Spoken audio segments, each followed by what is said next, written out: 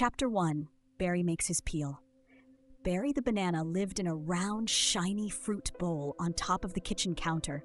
He shared it with a sleepy old pear, a loud bunch of grapes, and a little orange who only spoke in rhymes. Most days, Barry just sat there, getting riper and riper. Sometimes he got picked up and packed into a lunchbox, only to be squished under a sandwich. Other times he'd get left behind, waiting until his peel started getting brown spots. "I'm more than a snack," Barry would whisper. "I have big dreams, big peels, big ideas." One morning, Barry rolled to the edge of the bowl, took a deep breath, and flopped onto the counter with a thump. "I'm tired of being bruised and forgotten," he said, standing tall, even if a little wobbly. "I'm running for mayor of Kitchen Town!" From the nearby toaster, 2 slices of bread popped up in surprise. "Did he just say mayor?" asked one. "Looks like it," said the other. "Better get our buttered suits ready." Barry was serious. He grabbed a cupcake wrapper and plopped it on his head like a hat. He stuck a toothpick through it and added a tiny flag that read, "Vote for Barry, no slippery promises." He looked at his reflection in a shiny spoon.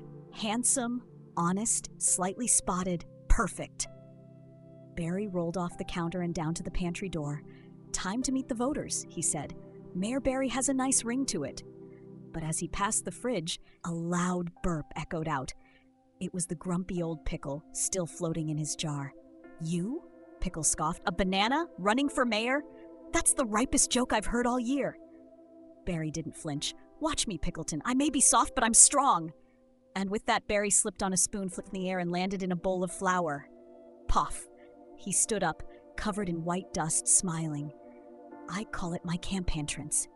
The flour didn't laugh, but Barry did. Chapter 2. Meet the competition. Barry the banana rolled into the heart of Kitchen Town, where food from every corner of the pantry gathered to hear his big announcement. He stood on top of a stack of crackers and cleared his throat. "Friends of the kitchen, I'm running for mayor. I may be a little soft, but I have strong ideas." There was a hush. Then a loud giggle came from the blender. "You're not the only one running, Banana Boy," said a voice, smooth and sugary. Out twirled Donnie the dancing donut, spinning like a cinnamon swirl. He wore sparkly shoes and a bow tie made of bubble gum. "I'm running for mayor too," Donnie declared, striking a disco pose. "With me in charge, we'll have frosting fountains and marshmallow holidays." Then came a loud pop from the fridge. "Back in my day," grumbled Pickleton the Pickle, "we didn't need fancy sprinkles or banana speeches. We had order. We had lids that sealed." He rattled in his jar, muttering about kids these days and shaking his pickly fist. Finally, the silverware drawer flew open with a dramatic clang. From it emerged Sir Scoopington, a shiny spoon with a twisty mustache and a fancy red cape made from a napkin. "I shall restore elegance to this kitchen," he said. "No more messes, no more jelly footprints." Barry gulped. This was going to be harder than he thought. The first debate was held later that night on the pantry stage. The lights were made from flashlight beams, and the seats were old bottle caps stacked into rows. In front of a crowd of crackers, cheese cubes, and rolling tomatoes, the candidates stood side by side. Miss Whistletea, the sassy old tea kettle, puffed a cloud of steam and said, "Let's keep it hot and civil. First question, what will you do for Kitchen Town?" Barry stepped up, his cupcake hat a little crooked. "Well," he began, "I think every food deserves to be seen, heard, and stored properly." Suddenly a hand reached down from above. "Uh-oh," said Barry. A giant human hand was coming straight for him. "Speech snack!" a child's voice shouted. Barry screamed, "Not now!" Just before he was plucked up, a jelly blob bounced off the counter and knocked the hand away with a sticky splorp. Barry blinked, sticky but safe. The crowd cheered. Miss Whistletea raised her spout. Now that was a slippery save. Barry took a deep breath, wiped off the jelly, and smiled. "I guess you could say, I stick with my friends." And everyone laughed. Chapter 3. The Great Crumb Catastrophe. The morning sun peeked through the kitchen window as Barry rolled into Toaster Alley. It was the crunchiest part of Kitchen Town, home to crackers, cookies, and the famous Toast Twins, buttered and jammy. Barry tipped his cupcake hat. "Good day, Toasts. May I count on your vote?" Buttered crossed his crusty arms. "Only if you promise to ban burnt bottoms," Jammy nodded. "And stop jelly from slipping through the holes." Barry chuckled. "Those sound like toast top priorities." Just then, a deep crumble rumbled from under the floor. "Oh no," whispered a muffin crumb. "It's happening again." Suddenly, the ground broke open with a mighty snap. The great crumb catastrophe had begun. Giant crumbs from last night's cookie raid came sliding down from the counter above like a crumbalanche, burying crackers, smothering sprinkles, and nearly flattening a cupcake family. Barry jumped into action. "Everyone stay calm," he yelled, even though his peel was flapping with fear. "We need a bucket brigade." The spaghetti noodles formed a rope, licorice tied themselves into rescue nets, and the tea bags helped soak up the spill. Barry led the charge, riding a butter knife like a surfboard down a stream of spilled milk, scooping up a cookie kid just in time. "I gotcha, little Chip," the Toast twins watched in amazement.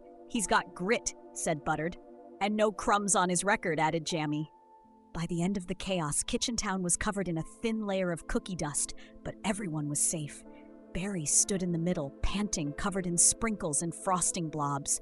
A Cheese Cube reporter held up a microphone, really just a toothpick with a cotton ball. "Mayor material?" she asked. Barry smiled. "Just doing my duty, one crumb at a time." The crowd cheered. Even Grumpy Pickleton gave him a slow, sour nod of approval from inside his jar. And from somewhere in the back, a single raisin whispered, "That banana's got heart."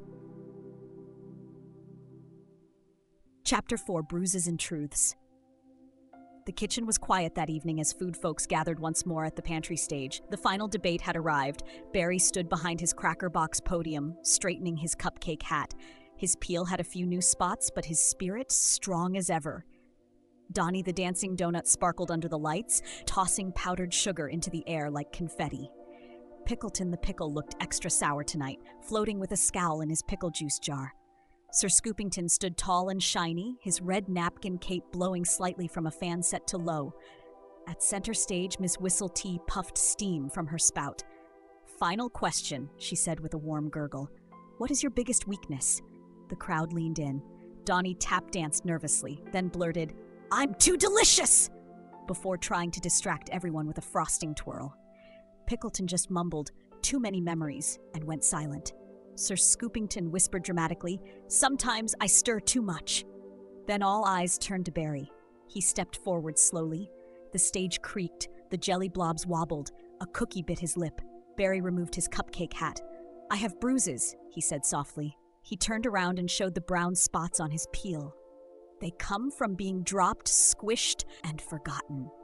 They remind me that I've been through a lot, but they also remind me I'm still here." No one made a sound. Barry continued.